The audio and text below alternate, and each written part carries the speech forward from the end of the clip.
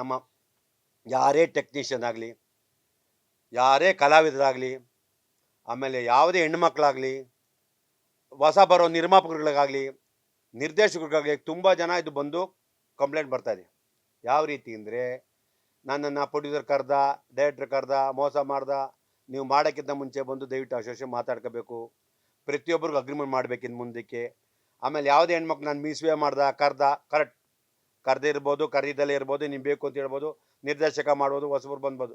ಆ ಥರ ಇದ್ದರೆ ಆವತ್ತಾದ ಕ್ಷಣ, ಅವತ್ತಿನ ದಿನ ಇಲ್ಲ ನೆಕ್ಸ್ಟ್ ಡೇ ನಿಂಗೆ ಮುಜುಗರ ನೆಕ್ಸ್ಟ್ ಡೇ ಬಂದು ದಯವಿಟ್ಟು ಕಂಪ್ಲೇಂಟ್.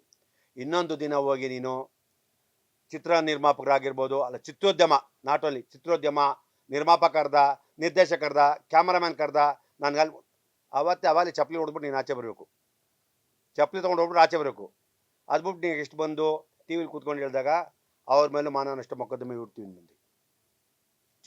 ಚಿತ್ರೋದ್ಯಮದ ಬಗ್ಗೆ ಯಾರು ಅಗೌರವ ಮಾತಾಡೋಕ್ಕೆ ಇದು ಕೊಡಬಾರ್ದು, ಮಾಡಬೇಡಿ. ನಿಮ್ಗೆ ಇಷ್ಟ ಇಲ್ಲ ದಯವಿಟ್ಟು ಇದ್ದಂತೆ ಗೌರವಸನ್ನ ಬೇರೆ ಕಡೆ ಇದ್ಬಿಡಿ.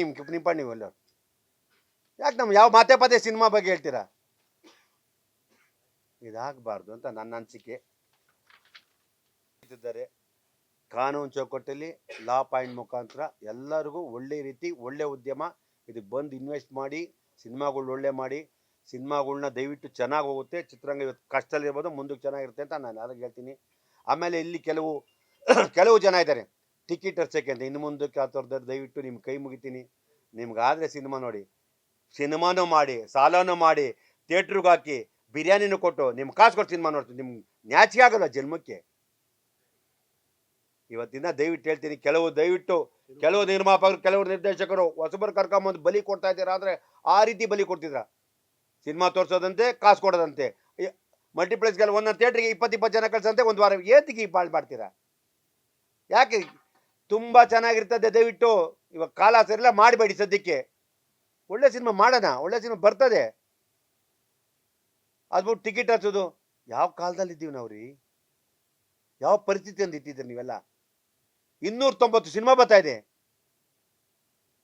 ನೀವು ನಂಬ್ತೀರ ಬಿಡ್ತೀರ? ಥಿಯೇಟ್ರ್ಗಳು ಒಂದೊಂದು ಟಿಕೆಟ್ 25 ಏನು ಕೊಡ್ತೀರಾ? ಎಷ್ಟು ದಿನ ಅಂತ ಕೊಡ್ತೀರಾ? ಕಥೆಗಳು ಬರೀರಿ.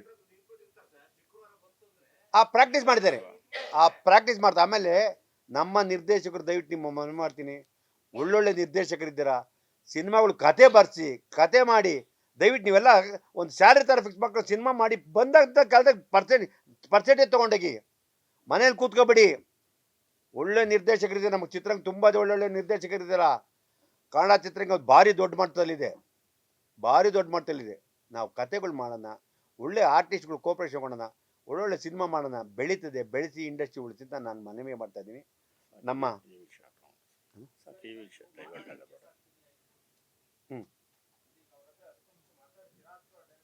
ನಾನು ವೈಯಕ್ತಿಕ ಮಾತಾಡ್ದೆ. ನನ್ನ ಅಷ್ಟು ಸಂಸ್ಥೆ ಇದೆ, ಸಂಸ್ಥೆ ಕಂಪ್ಲೇಂಟ್ ಕೊಡ್ತೀನಿ. ಸಂಸ್ಥೆ ಬಂದು ಯಾರು ಬೇಕು. ಆಮೇಲೆ ನಾವಿಲ್ಲಿ ಯಾರು ದೂಷಣೆ ಮಾಡೋಕ್ಕಾಗಿಟ್ಟಿಲ್ಲ.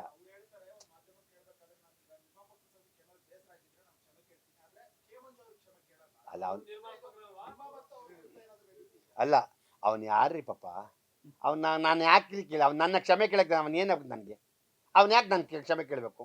ಬೆಸಿಟಿ ಇಲ್ಲ, ನಾನು ಕ್ಷಮೆ ಕೇಳೋಂಥದ್ದು ಅವನು ಏನು ಮಾಡೋನೆ? ಕೊಬ್ಬರಿ ಮಂಜ, ಹೌದು Kobbari Manja. I am not smuggler. ಅಲ್ಲ ರೀ, ನಾನು ಸ್ಮಗ್ಲರ ಗಾಂಜಾ ಮಾಡ್ತಿಲ್ಲ ರೀ. ನಾನು ರೈತನ ಮಗ, ಬೆಂಗಳೂರು ಜೀವನ ಮಾಡ್ಕೊಳಕ್ಕೆ ಬಂದು ಆಟೋ ರಿಕ್ಷಾ ಓಡಿಸಿದ್ದೀನಿ. ಕೊಬ್ಬರಿ ಕಲ್ಪವೃಕ್ಷ ಅದು ತಂದು ಮಾರಿದ್ದೀನಿ. ಜೀವನ ಪುಟ್ಟು ನಾನು ಇವತ್ತಲ್ಲ, ನಾನು ತುಂಬ ಇಂಟರ್ವ್ಯೂಲಿ ನಮ್ಮ ಬೈಪುರಂ ಗುಟ್ಟಳಿಂದ ವೈಶಂಪುರ ಗಂಟೆ ಸೈಕಲ್ ತೊಳ್ಕೊಂಡು ಜೀವನ ಮಾಡಿದ್ದೀನಿ. ಇವತ್ತು ಭಗವಂತ ನಾನು ಎಲ್ಲಿಟ್ಟನೆ ಉತ್ತಮ ಸ್ಥಾನದಲ್ಲಿ ಇಟ್ಟಿದ್ದಾರೆ. ಮನೆ 3 ಕಾರು, ಬಂಗ್ಲೆ. ಭಗವಂತ ಅದಕ್ಕಿಂತ ಕೊಟ್ಟವನ್ರಿ. ಇವನು ಬುದ್ಧಿವಂತ, ಬುದ್ಧಿಜೀವಿ. ಎಷ್ಟು ಮನೆ ಹಾಳಾಗೋಗ್ಬಿಟ್ಟಿದ್ರಿ. ಮಾಡಬೇಡ್ರಿ.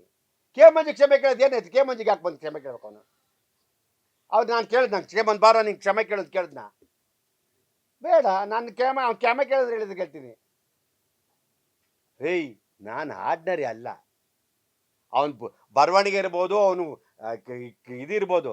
ನನಗೂ ಭಗವಂತ 7ನೇ ಕ್ಲಾಸ್ SSLC ನಾನು ನನಗೂ ಒಂಚೂರು ಬುದ್ಧಿ ಕೊಟ್ಟವನಿ. ನಾನೇನು ಬಿಷಪ್ ಕಟ್ಟಲ್ ಸ್ಕೂಲಲ್ಲಿ ನಮ್ಮಪ್ಪ ಕಾರಲ್ಲಿ ಕಳಿಸಿಲ್ಲ, ಕಾರ್ಪೊರೇಷನ್ ಸ್ಕೂಲಲ್ಲಿ ನಾನು ಓದಿರೋದು.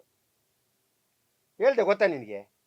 ಭಾಷಾ ಅಂತ ಒಂದು ಪಿಕ್ಚರ್ ಐತೆ ಅಂತ, ಕೋಟಿಗೊಬ್ಬ ಫ್ಲಾಶ್ ಬ್ಯಾಕ್ ಗೊತ್ತಾ ಒಂದು ಭಾಷೆಂದು?